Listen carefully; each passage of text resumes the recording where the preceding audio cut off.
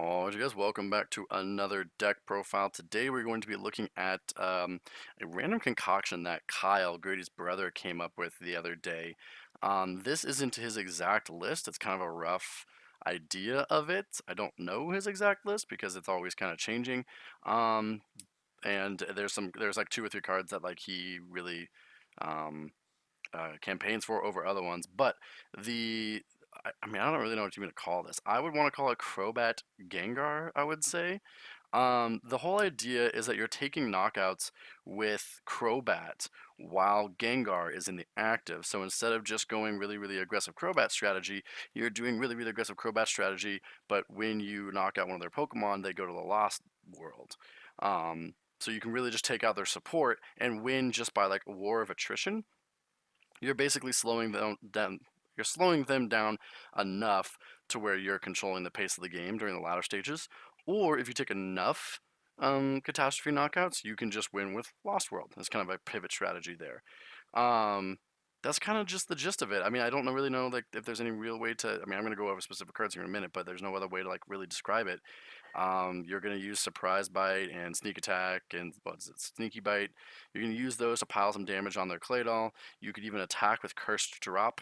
You attach a Psychic or two and spread 4 damage that way. But you really actually be wanting to attack with Luxio and Pitch Dark Ghastly. If you notice, we play a Memory Berry as well as a Shrine of Memories, so that Gengar can be in the active, so you're Pitch Darking while Dusknor and Crobat are taking those important knockouts, and you're keeping them under item lock to slow them down enough. And when you take like their Claydol and all that other stuff, you slow it down enough. That way, you just win from then on out because they have literally nothing on their side of the field, if that makes sense. So it's pretty much just item lock and spread and Lost World all smushed together in one big happy family. Um, Kyle opted also for the 3-3-2 Porygon Z line because he likes this Porygon Z here, the ones with Dimension Transfer. You flip a coin of heads, put a trainer card on top of your deck, and that's going to get back your Devo Spray. So basically, Porygon Z acts as a flip a coin of heads, do 30 damage because you can de-evolve your Crobat with Porygon Z. That's how that guy works. Um, in my mind, actually, now that I'm thinking about this, we didn't talk a lot about this, but this might be a deck for Surprise Time Machine because you could use Initialize. Like if you evolve the mapping one, you initialize and then you could surprise into the dimension transfer. That's actually not a bad idea. I'll talk to Grady about that one. But yeah, I don't think there's any other really like super close explanation. You really just want to be item locking over and over again, using Dusknoir to move that damage down to keep something pinned in the active under item lock. And then when you need to, you take the turn where you retreat into Catastrophe and either Dusknoir for knockouts or Porygon Z and Dusknoir for knockouts. Get a lot of cool ideas that way. Looking at the rest of the deck, there are a few things that Kyle likes that other people might not. Grady and I have been debating a lot about Lusamine over Marley's, so I think that's just a debate in its own, but he'll opt to like Lusamine. I don't really know why he likes Cassius a lot. I know that AZ and Brinies are kind of your way to get to reuse Crobat, but he likes Cassius as like your third way to reuse it in supporter form. Um, I could almost consider Acerola instead, playing Acerola with like a Rainbow Energy or something like that. Um, so it's supporter form, that's what he likes a lot. There's not very much recovery in this list. You have Pokemon Retriever and Super Rod, and that's really about it. Um, Kyle likes to play the Ditto from Fire Red Leaf Green instead of Dunsparce as a recovery option. I personally I'm not sold on that accord quite yet, but I can see his argument for it.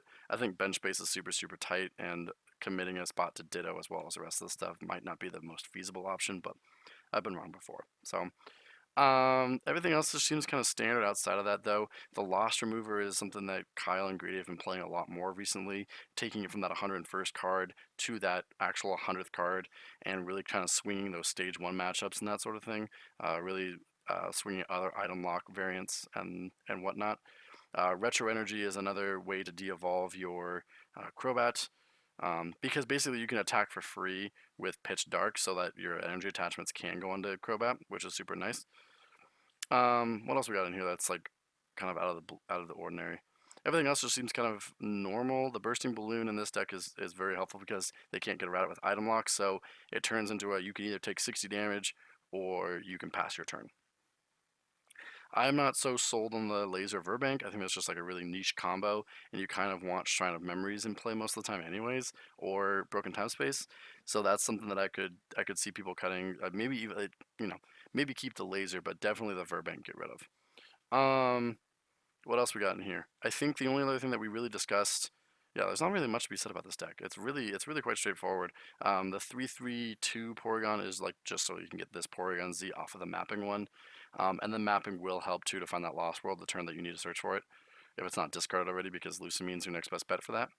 The only thing that we considered, or that I talked to Grady about, I haven't talked to Kyle about it yet, but removing the 2/2/1 Crobat line and putting in a 1/1 Fortress line, because Fortress on average is going to deal more damage anyways.